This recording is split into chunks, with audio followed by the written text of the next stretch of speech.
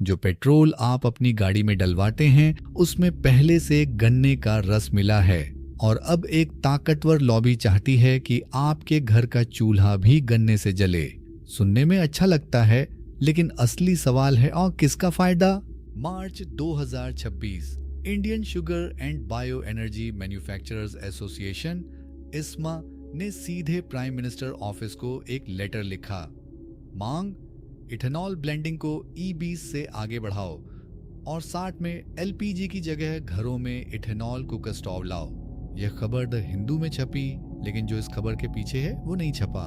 2013 में इंडिया का ethanol blending सिर्फ 1.5% था।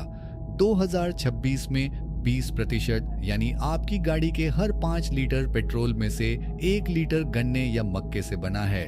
ISMA ने खुद कंफर्म किया है कि इंडिया ने E20 टारगेट, जो ओरिजिनली 2030 के लिए था, उसे 5 साल पहले अचीव कर लिया।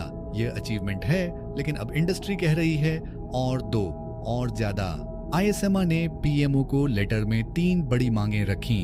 1, इथेनॉल ब्लेंडिंग को E20 से बढ़ाकर E27 या उससे ऊपर ले जाओ। 2, फ्लेक्स फ्यूल व्हीकल्स लाओ जो 100% इथेनॉल पर चल सकें। 3, और सबसे चौंकाने वाला, ईरान वॉर की वजह से LPG महंगा हो गया है, इसलिए घरों में इथेनॉल कुकर स्टोव प्रमोट करो। इंडिया अभी अपनी क्रूड ऑयल की 85% जरूरत इंपोर्ट से पूरी करता है, यानी जियोपॉलिटिकल प्रेशर रियल है।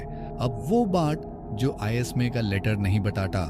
इंडिया की टोटल इथेनॉल कैपेसिटी आज 2000 करोड़ लीटर है, लेकिन E20 के लिए सिर्फ 1100 करोड़ लीटर चाहिए, यानी 900 करोड़ लीटर की फैक्ट्री बेकार बैठी है। इस कैपेसिटी बनाने के लिए शुगर इंडस्ट्री ने 40,000 करोड़ रुपए इन्वेस्ट किए और इसमें से ज्यादातर गवर्नमेंट के इंटरेस्ट सबवेंशन स्कीम से आए, यानी टैक्स पेयर्स का पैसा। अब फैक्ट्रीज खाली हैं। सॉल्यूशन? सरकार को फोर्स करो कि और इथेनॉल खरीदो, आपकी गाड़ी में और आपके घर के चूल्हे में भी। ये एनवायरनमेंट नहीं, ये ओवर कैपेसिटी का बिजनेस सॉल्यूशन है।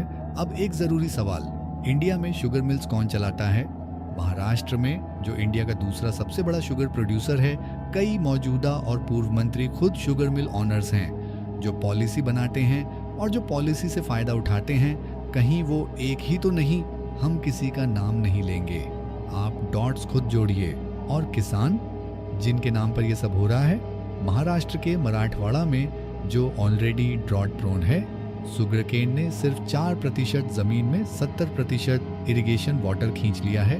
तो किसान की बात करते हैं, किसान को पानी नहीं मिलता। एनवायरनमेंट की बात करते हैं, ग्राउंड वाटर खत्म हो रहा है।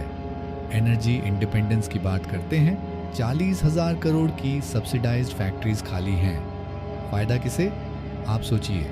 ईरान वॉर रियल है, ऑयल प्राइस का प्रेशर रियल है, एनर्जी इंडिपेंडेंस जरूरी है, लेकिन जब कोई इंडस्ट्री खुद टैक्स पेयर के पैसे से कैपेसिटी बनाए, फिर वो कैपेसिटी फिल करने के लिए गवर्नमेंट को लॉबी करे और उसी लॉबी में उन लोगों के हाथ हों जो पॉलिसी बनाते हैं, तो यह ग्रीन एनर्जी नहीं, यह ग्रीन वॉश्ड क्रोनी कैपिटलिज्म है। फैक्ट बाइट सिर्फ फैक्ट्स लाता है, कोई पार्टी नहीं, कोई एजेंडा नहीं। सब्सक्राइब करें, क्योंकि सच को किसी स्पॉन्सरशिप की जरूरत नहीं होती।